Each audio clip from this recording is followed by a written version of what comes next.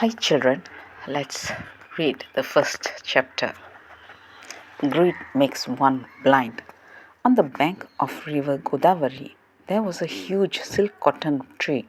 It had thick and shadowy branches. Years after years, it witnessed many passers by who came, quenched their thirst, took rest in the refreshing shadow of it, and went away. But that silk cotton tree maintained its existence in the same place. The passers-by used to enjoy cool breeze in its shadow, and a variety of birds had made their nests on the thick branches of this tree and lived there. One of them was a crow, Lahu Patnak, who also lived with his family. Lahu Patnak was elderly and experienced. He used to keep an eye on everything all around. Just by the side of the silk cotton tree, there was also a mango tree. This tree used to be laden with lots of mangoes during summer season. The passers-by were greatly benefited by these two trees.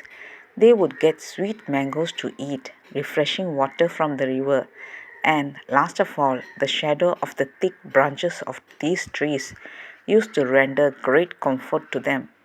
Whenever there was storm, the passers-by would take shelter under these trees and enjoy the taste of mangoes that fell due to storm. The crow, being the chief of his family, used to take full care of the whole family. Often fowlers would be roaming around with their trammels in that area, due to fear of which the birds would be hiding in trees.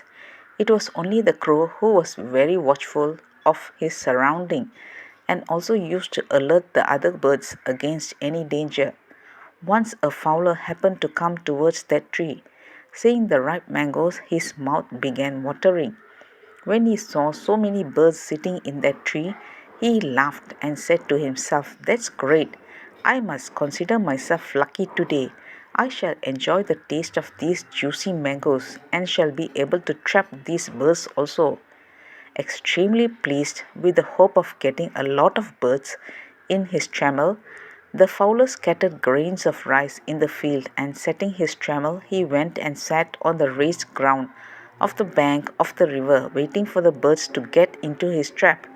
Just then a flock of pigeons came flying with their king, Ch.2, and landed near the river to drink water from it. The fowler's mouth watered to see such a big flock of pigeons coming down. The pigeons became very happy to see grains of rice scattered around and began saying, "Good Lord, we are so lucky today. We shall have sufficient food to eat and cool water to drink today." Seeing the flock rushing to peck at the grains of the rice, their king, Ch.2, said, "Hey, hey, where are you all going? Lord, we shall quench our thirst by drinking the water of this river. And then you may see for yourself that lots of grains of rice are scattered here all around. We shall appease our hunger with it. And the most interesting thing is that you have your great friend, Lalu Patnak, the crow, who lives in this silk cotton tree, and thus we shall have not one but three things accomplished today at a time." "Oh, now I understand. It is the greed for the grains of rice that has made you all land here," said Ch.2. "Yes, Lord, you know already that we haven't eaten anything since morning, and you have always said, 'The one who is hungry can't even pray to God wholeheartedly,'" said one of the pigeons. "Look, my friend," said Ch.2, "don't forget one thing. Greed may sometimes cost you your life. The grains of rice scattered in this manner is only an allurement and is certainly a device of fowler to trap us. I am confident that some fowler is sitting somewhere with his trammel set to trap us all. It is better to die with our hunger assuaged than to die at starvation," said all the pigeons in unison.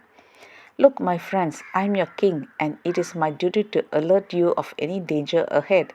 But I am pained to realize that all of you are blinded by the greed of the grains of rice scattered around.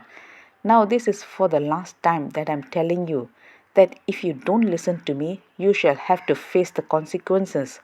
the like of which a passer-by had to face trapped in a swamp due to his greed for a piece of Bengal, said Ch.2, and ultimately lost his life. How so?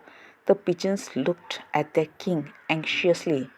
On this, the story, narrated by the king of pigeons, was thus will be continued. Take care, children. Bye bye.